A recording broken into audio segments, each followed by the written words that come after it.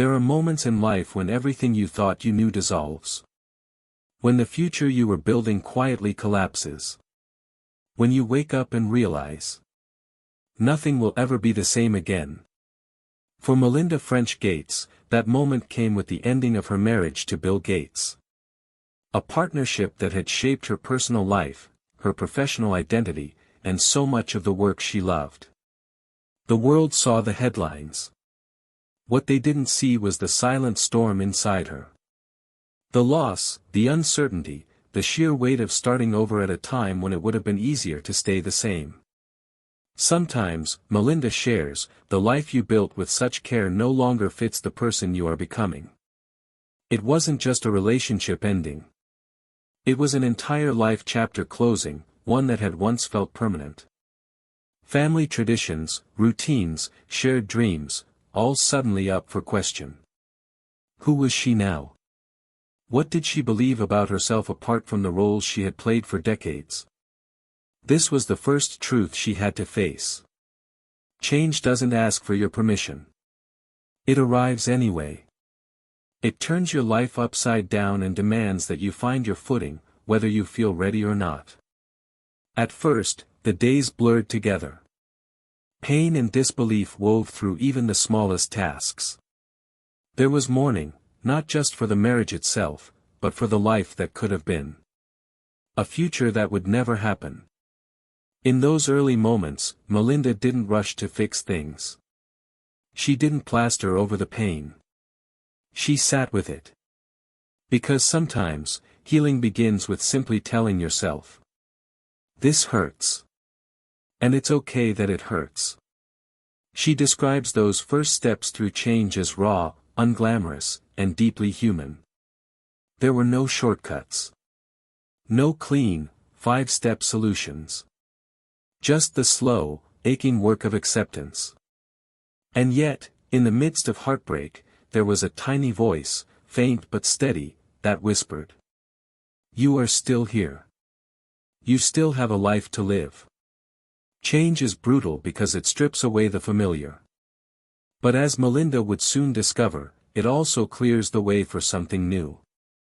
Something truer. Something yours. The shock of change is real. But it is not the end of the story. It is the beginning of a new one. A story that starts the very next day. Sitting with grief. Grief is a quiet, sneaky thing. It doesn't announce itself like a storm. Instead, it seeps into the cracks of your day. Lingering in the spaces where you least expect it. And for Melinda, grief wasn't just about losing a relationship. It was about losing a vision. The vision of who she thought she would be. The person she had become so accustomed to. The person the world had known her as. Was suddenly unfamiliar. In her memoir, she speaks openly about how hard it was to sit with grief. She didn't run from it. She didn't try to drown it out with distractions. Instead, she let it wash over her. Grief is not linear, she writes. It does not obey our schedules. It doesn't care about our to-do lists. And that truth hit hard. There were days she felt like she was simply existing, not living. Some mornings, the weight of everything was so heavy. She had to remind herself just to get out of bed. She learned something powerful. You cannot rush through grief, and you cannot force it to fit into your timeline. Healing takes time, more time than you expect. But it's also not something you can skip. It's a journey you have to walk through. Even when the path feels unbearably long.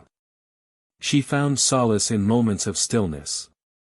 In quiet afternoons spent reflecting on her life.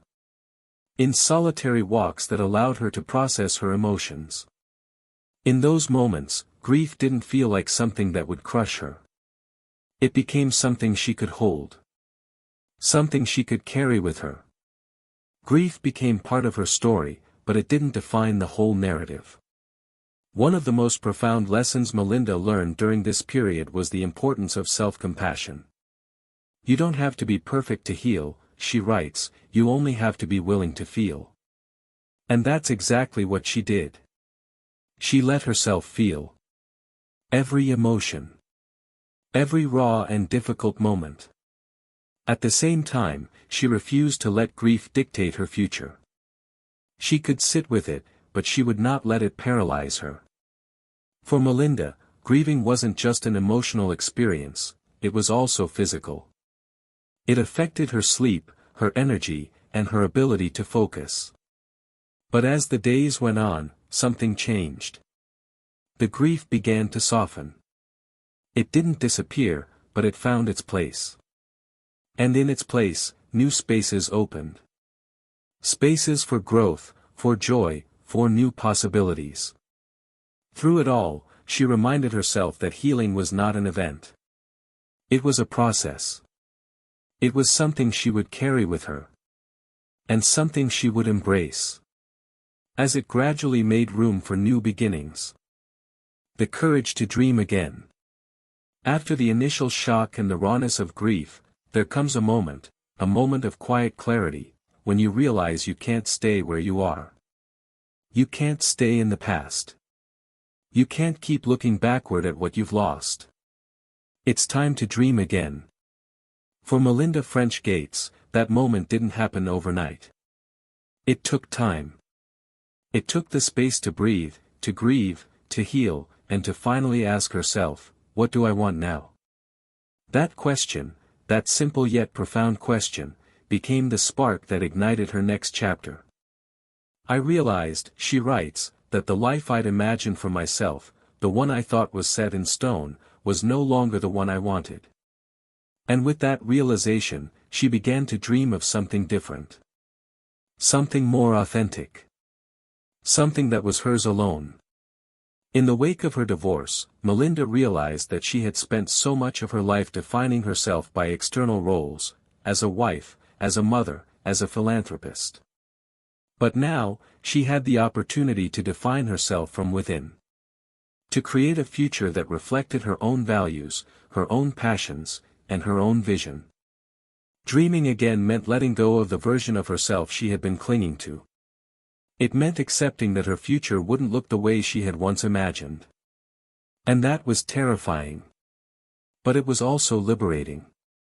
Melinda started to imagine a life that wasn't limited by what she had been. A life that was driven by what she could still become. It was a life centered around the things that mattered most to her. Empowering women, advancing equality, and creating lasting social change. It was a life where she could use her wealth, her influence, and her experience in ways that were meaningful, sustainable, and impactful. The courage to dream again wasn't easy, but it was necessary. It was about reclaiming her voice, her purpose, and her sense of self. The future is not written, she reminds us. It is something you get to create. And in that space of possibility, she started building. She started creating. She deepened her work with Pivotal Ventures, the organization she founded to invest in women and families. She poured herself into initiatives that would give women the power to lead, to make decisions, and to have equal opportunities. She believed, with all her heart, that if women could thrive, the world would change for the better. But as Melinda began to dream anew, she also began to face something unexpected. Fear. Fear that her dreams might not come true. Fear that she might not be enough. Fear that she had missed her chance. But the act of dreaming itself, she realized, was an act of courage. Every time she took another step toward her future, every time she said, yes, to her own potential. She was building the life she had always wanted, not the one she had been handed. And she discovered something else. That it was okay to have doubts. That it was okay to not have all the answers. I didn't need to have everything figured out, she writes. I just needed to move forward. And with that simple yet powerful truth, she kept going. Dreaming again wasn't about rushing to the finish line. It was about trusting the process. It was about believing in herself, even on the days when the path was unclear. And slowly but surely, those dreams began to take shape. The possibilities that once felt so distant began to feel real. Redefining power and purpose. As Melinda navigated the tumultuous waters of change and grief, something deeper began to emerge, an understanding of what power truly meant. For much of her life, she had associated power with external achievements. She had once believed that power came from status, from success, from being seen as someone important in the world. But as the layers of her old life peeled away, she realized something profound. True power comes from within. Power is not about what you have, but about who you are. It is not about the titles you carry or the accolades you receive. It is about how you choose to show up in the world. We all have power, Melinda reflects, but it is only when we embrace our power, when we allow ourselves to step into our own truth, that we can truly make a difference. In those quiet moments after her divorce, as she grappled with her sense of self, Melinda started to understand that her power wasn't defined by the life she had lost. It was defined by the woman she was becoming. Redefining power was not about seeking external validation. It was about feeling aligned with your values. It was about knowing that what you do in this world matters, not because of the recognition it brings, but because of the impact it has. For Melinda, this redefinition meant stepping into her role as a leader, not for the sake of leadership itself, but because leadership allowed her to make real change. She could empower others, especially women, and in turn, create a ripple effect of transformation. Her work with Pivotal Ventures, the philanthropic organization she founded, became an outlet for this newfound power. It wasn't just about giving money or resources, it was about creating systems of equity that would enable people, particularly women and girls, to break free from the barriers that had been set up for them. It was about creating new systems of opportunity, systems that acknowledged and nurtured their full potential. This shift in perspective was monumental for Melinda. She no longer saw herself as someone defined by her relationship or her family name. She saw herself as someone who could lead change, who could be a voice for the unheard, and who could help build a world where women were equal participants in shaping the future. Purpose is the North Star that guides us, Melinda writes. It is what keeps us going when the days are hard, when the journey seems impossible, when the future is uncertain. For Melinda, purpose became her anchor. When things felt shaky, when the weight of the past seemed too heavy, her sense of purpose guided her forward. Power wasn't about exerting control over others. It was about knowing how to channel your own energy and passion towards something greater than yourself. It was about having the courage to stand firm in what you believe, even when it's hard to do so. In her journey of redefining power, Melinda also began to rethink what success meant. It was no longer about the outward signs of achievement. Success was about being able to look in the mirror and feel good about the life you're living. It was about feeling proud of the impact you're making, even if no one else notices. Success isn't measured by what others see, she says. It's measured by the difference you make, the lives you touch, the people you empower, the legacy you leave. In this redefined power and purpose, Melinda also learned that it was okay to have moments of vulnerability. To ask for help. To lean on others. To admit when she didn't have all the answers. True power wasn't about perfection, it was about embracing the imperfection of being human. With this new sense of power and purpose, she found herself at the helm of a movement, not one defined by a single person, but one that was a collective force. Her voice, her ideas, and her actions were now driven by the knowledge that she was not alone in this journey. She was surrounded by a community of women and allies, each working toward a better, more equal world. Melinda had begun to see herself not just as a leader, but as part of a greater collective of changemakers. The future wasn't hers alone to shape, it was ours to create together. Choosing joy in the unknown. The unknown is a place that frightens most of us.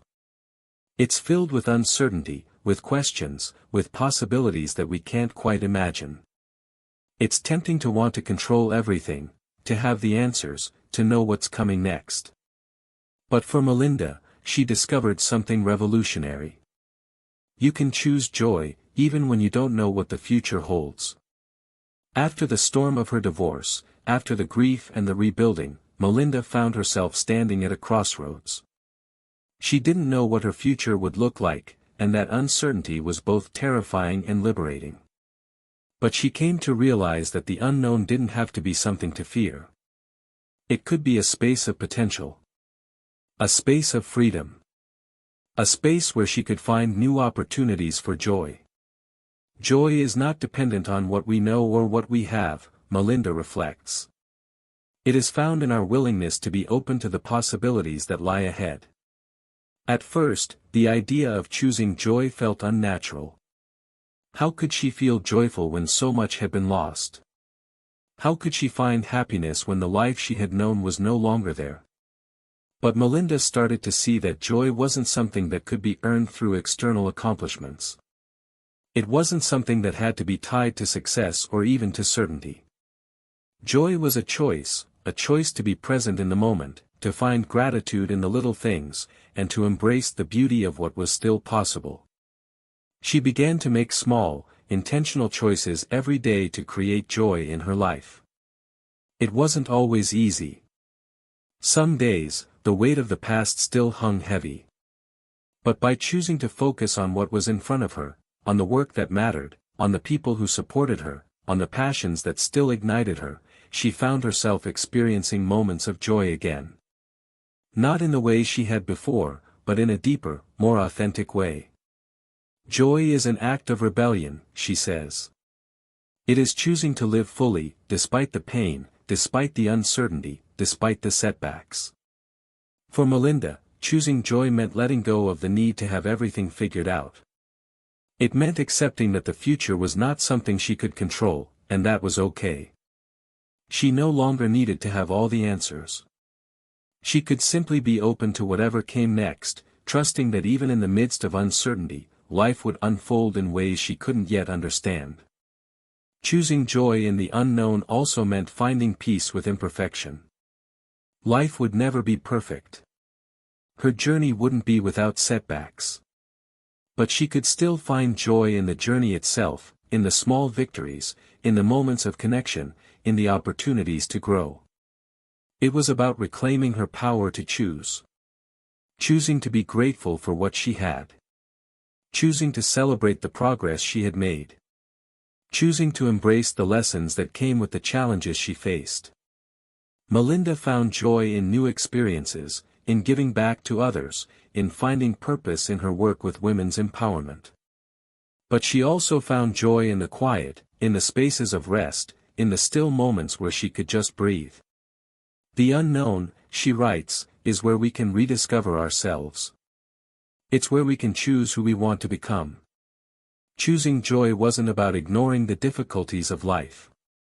It was about seeing the difficulties through a different lens.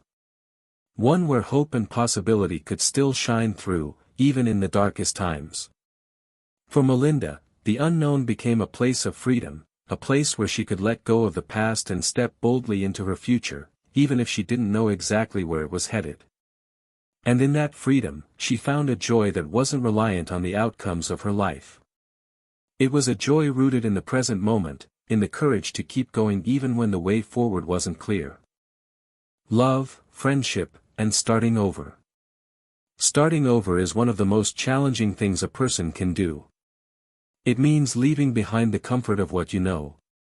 Stepping into unfamiliar territory. And trusting that the pieces of your life will come together in a new way. For Melinda, starting over wasn't just about her career or her personal goals. It was about redefining what love and friendship meant in her life. In the aftermath of her divorce, she found herself questioning everything. What did love look like now? What did it mean to connect with others? How could she rebuild her relationships with the people she cared about, and with herself? The first step in starting over was understanding that love, in its many forms, was not something she could control. She had spent much of her life trying to hold on to a specific vision of love, a vision that involved a partner, a family, a sense of security. But that vision had shifted. And it was time to accept that love could be different now. Love is not a destination, Melinda writes. It's a journey. It's about showing up for the people who matter, and for yourself. This new definition of love was less about the expectations she had once carried and more about the genuine, unconditional connections she could cultivate. For Melinda, starting over meant learning to open her heart again. Not just to romantic love, but to friendship, to community, and to the love she had for herself. She realized that she didn't need to have it all figured out to invite love back into her life. It could happen organically. It could be messy. It could be beautiful. She also learned that friendship, perhaps more than anything, had the power to heal. In the quiet moments of grief and change, her friends had shown up for her in ways she hadn't expected. They listened without judgment, supported her without condition, and reminded her that she wasn't alone in this journey. True friendship, Melinda says, is not about having all the answers. It's about being there for each other, through the messy and the beautiful. Her friends reminded her that starting over wasn't just about finding new love, it was about nurturing the relationships that were already there. It was about leaning on those who saw you for who you truly were, not the version of you that everyone else expected. For Melinda, the shift wasn't just about starting over with other people. It was about starting over with herself. She had to learn to love herself again, to let go of the old narrative she had carried about who she was and what she deserved. She had to understand that self-love wasn't about perfection. It was about acceptance. It was about giving herself the grace to heal, to grow, and to become the person she was meant to be. This new self-love wasn't just about pampering herself or checking off self-care tasks. It was about showing up for herself in a way that was intentional and authentic. It was about setting boundaries, about being honest with her emotions, and about not apologizing for the person she was becoming. Melinda writes, "The most important relationship you'll ever have is the one you have with yourself." And in that space of self-love, she found a new understanding of the relationships around her. Starting over didn't mean that everything would be easy or that she would immediately find all the answers. But it meant that she had the power to rebuild, to create a life filled with love and connection, grounded in authenticity and self-acceptance. Her journey of starting over was also about reclaiming her sense of agency in relationships. She realized that love wasn't something she had to wait for or chase. It was something she could choose. It was something she could give and receive, without the fear of losing herself in the process. And as Melinda moved forward, she began to see that love, in all its forms, was not a fixed, one-time experience.